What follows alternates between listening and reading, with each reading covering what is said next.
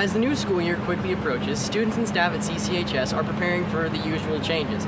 New classes, teachers, and off periods are given in any year, but this year the school is gearing up to make a big change in terms of school security.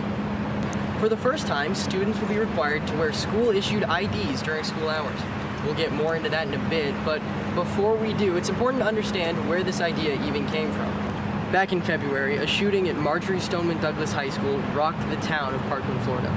After the shooting, CCHS did a self-audit of its own practices, as it does after most major incidents around the country.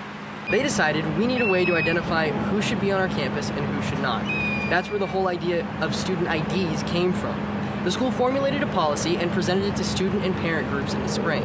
Fast forward 3 months, and now the policy has become a reality as school administration formally announced the policy to students this week. We asked Principal Silva about the new policy. The idea is that all students will wear their IDs during school hours, and they need to have them on the front of them so that we would see the ID along with the face. And the students may wear them in different ways. So they may wear them on a lanyard. They may wear them with a clip that would attach to their shirt. They may use a magnet that would attach it to their clothing. But the idea is that they would all have their IDs on, so it's very clear who belongs on campus and if somebody does not belong on campus. The key is that the ID must be in a place where it can be easily seen on the front of your person above your waist. Placing it on backpacks or in wallets is not acceptable. Now, as for where and when these IDs will be checked, Mr. Silva told us there really is no specific answer. They will be being checked at any time by any adult that you walk past in the building. There's not going to be a check, like a check-in or anything like that, but when you're walking around the halls and adults see you, we should see your ID.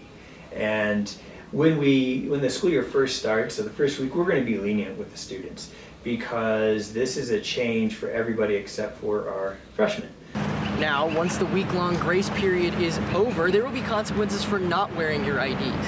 Whether you forget to wear it or make the conscious choice not to, Silva says there will be different levels of punishment headed your way. So initially it's a warning. And then after that, you could lose your off period and you're in your deeds. And then if it continues to happen, then it could turn into a suspension. A suspension, though, isn't because of a student failing to wear the ID. It's for defiance. You're not listening to the previous warnings that you've had. In terms of forgetfulness, Silva says that will not be an excuse, but if you're worried about the possibility of forgetting your ID every morning, he has a recommendation.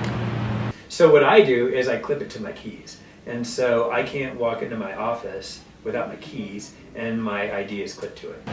Now, since the rollout, this policy has been met with an overwhelmingly negative response from the student body. Many students we talked to anonymously brought up various concerns over the new policy. One concern deals with the question of will this policy be rolled out in an equitable fashion? Essentially, the question is, will students who don't fit the typical Creek student mold be singled out and interrogated? Mr. Silva doesn't think so. We have said that everybody needs to be wearing these, and so that's the expectation. It shouldn't be a rule that shouldn't be subjective. And so if we're seeing that some students, though, have walked through the halls multiple periods and they haven't had that ID on, then we better ask, well, why not? Why hasn't an adult talked to you? And that's an important question for us to ask. Another concern is that at the end of the day, a policy like this will not stop a major security incident like a shooting.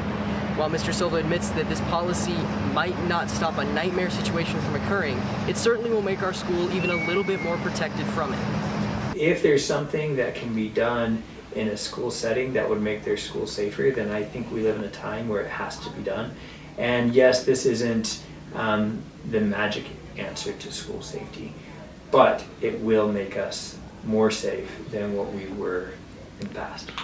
Addressing the controversy surrounding the policy, Mr. Silva said his administration understands that every safety-related change will have opposition, since we all have different ideas as to what a safe school truly looks like. And on that note, it's important to hear what Principal Silva personally believes a safe school looks like.